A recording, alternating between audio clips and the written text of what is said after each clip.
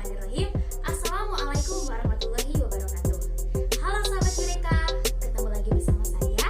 Perkenalkan, nama saya Meli Wulandari dengan NPM 202153049 dari kelas A mata kuliah belajar dan pembelajaran mahasiswi Pendidikan Fisika Fakultas Keguruan Ilmu Pendidikan Universitas Siliwangi Angkatan 2020. Di video kali ini saya akan bahas materi mengenai teori kognitivisme menurut Jean Piaget. Untuk pembahasannya harap disimak ya.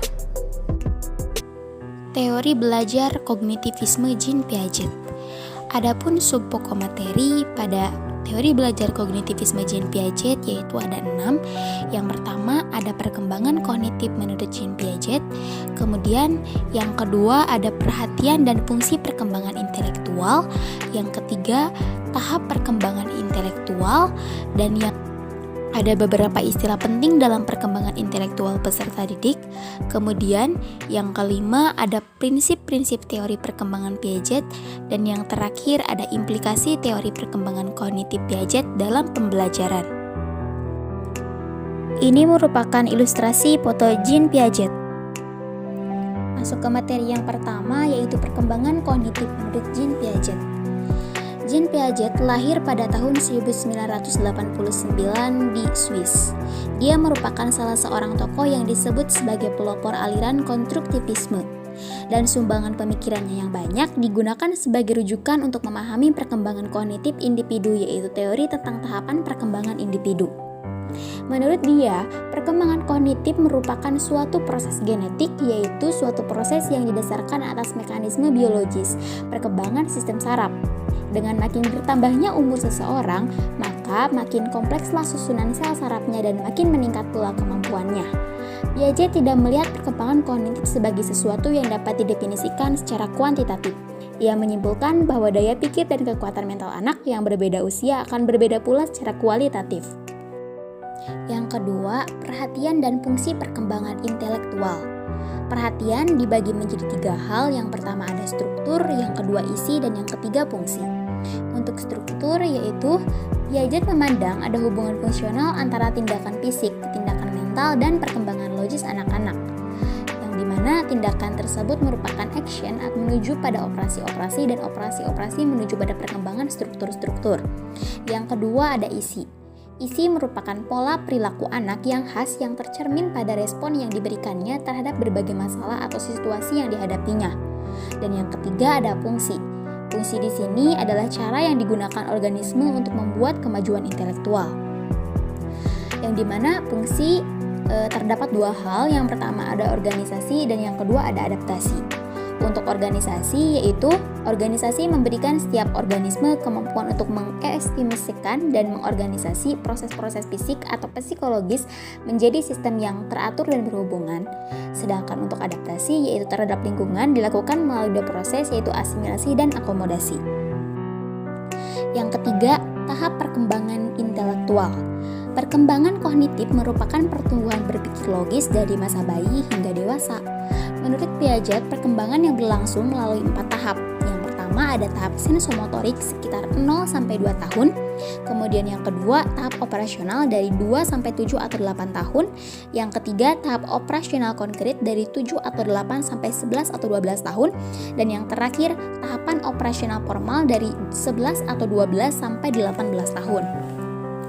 Untuk tahapan dari 1 sampai ke 4 ini mempunyai kriteria yang berbeda-beda. Yang pertama, tahap sensomotorik. Tahap ini meluas sejak lahir hingga sekitar 2 tahun dan merupakan periode pertumbuhan kognitif yang cepat. Dimaksudkan bayi mengembangkan pemahaman tentang dunia melalui koordinasi pengalaman sensorik seperti melihat, mendengar, dan melakukan tindakan motorik menggapai dan menyentuh. Yang kedua, tahapan operasional. Tahapan ini merupakan tahap kedua dalam teori Piaget. Tahap ini dimulai sekitar 2 tahun dan berlangsung hingga kira-kira 7 tahun. Pemikiran anak selama tahap ini adalah sebelum operasi kognitif. Artinya, anak tidak bisa menggunakan logika atau mengubah, menggabungkan, atau memisahkan ide atau pikiran, dan perkembangan anak terdiri dari membangun pengalaman tentang dunia melalui adaptasi dan bekerja menuju tahap konkret ketika ia bisa menggunakan pemikiran logis. Yang ketiga, tahap operasional konkret. Pada tahap ini, periode berlangsung sekitar 7 hingga 11 tahun. Ditandai dengan perkembangan pemikiran yang terorganisir dan rasional. Kemudian yang terakhir ada tahap operasional formal. Tahap ini berlangsung dari usia 11 atau 12 sampai 18 tahun. Saat remaja memasuki tahap ini, mereka memperoleh kemampuan untuk berpikir secara abstrak dengan memanipulasi ide di kepalanya tanpa ketergantungan pada manipulasi konkret. Seorang remaja bisa melakukan perhitungan matematis, berpikir kreatif, menggunakan penalaran abstrak, dan membayangkan hasil dari tindakan tertentu. 4. Istilah penting dalam perkembangan intelektual. Di antaranya ada skema, adaptasi, asimilasi, akomodasi, dan equilibrium. Yang pertama ada skema. Skema adalah struktur mental atau pola berpikir yang orang gunakan untuk mengatasi situasi tertentu di lingkungan. Yang kedua ada adaptasi. Adaptasi merupakan proses menyesuaikan pemikiran dengan memasukkan informasi baru ke dalam pemikiran individu. Peserta didik akan menyesuaikan diri dengan cara asimilasi dan akomodasi. Yang ketiga asimilasi. Asimilasi adalah istilah yang digunakan untuk menjelaskan proses dalam memperoleh informasi baru dan memasukkannya ke dalam skema sekarang sebagai bentuk respon terhadap stimulus lingkungan yang baru. Yang keempat ada akomodasi.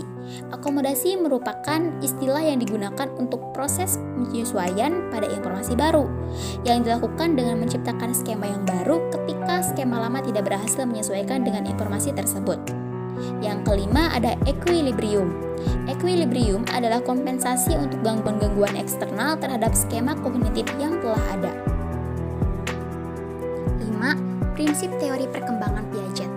Yang pertama, perkembangan kognitif merupakan suatu proses genetik, yaitu suatu perkembangan yang didasarkan atas mekanisme biologis perkembangan sistem saraf.